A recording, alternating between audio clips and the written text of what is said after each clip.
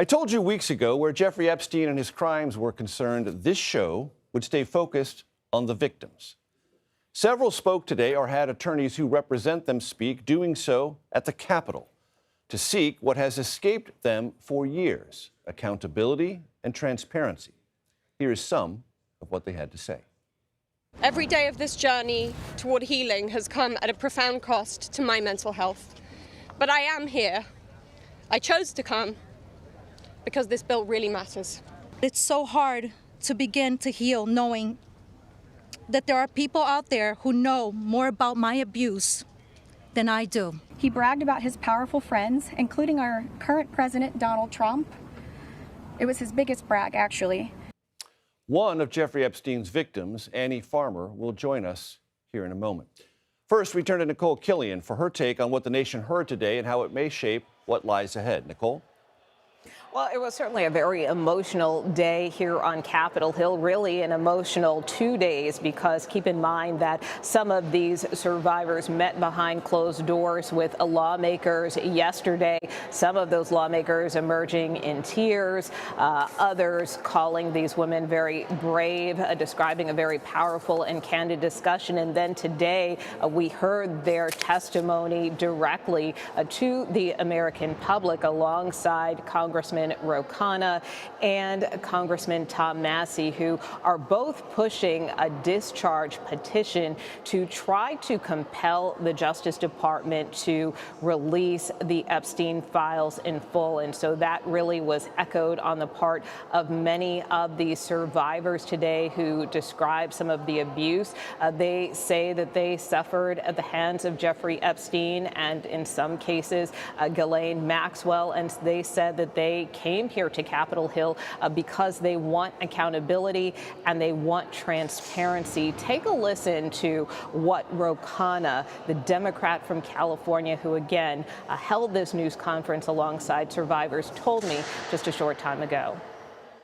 Some of them haven't seen the files themselves. They said they want to see this for closure. They don't have memories fully about what happened. They want to be able to see this.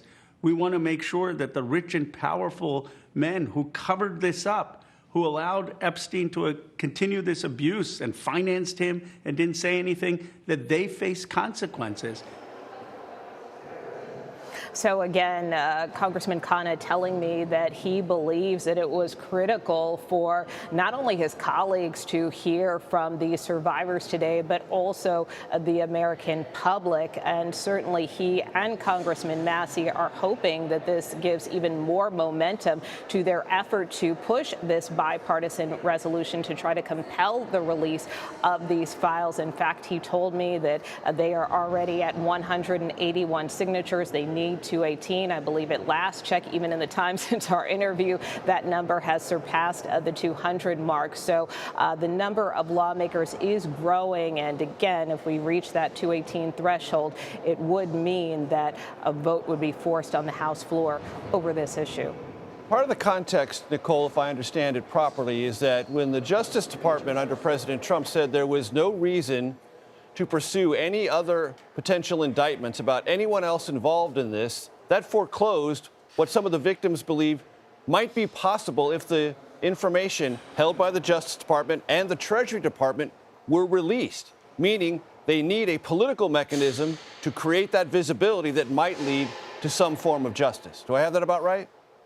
Well, that is certainly the hope among many of these survivors and among lawmakers like Congressman Khanna and Congressman Massie. And they are trying to make clear that their resolution would protect the identities or any sensitive information involved in some of these files. However, we have seen this countermeasure that was put forth earlier today on the part of GOP leadership that in essence is a step short in the sense that it compels the Oversight Committee to continue its investigation of the Epstein matter, which it has been doing for some time, but stops short of calling for the Justice Department to release the files, even though the committee has asked the Justice Department for files and released some of those earlier this week. That matter that the Speaker referred to in that vote might fall into the category of legislative redundancy. Nikole Killion on Capitol Hill, thank you so very much.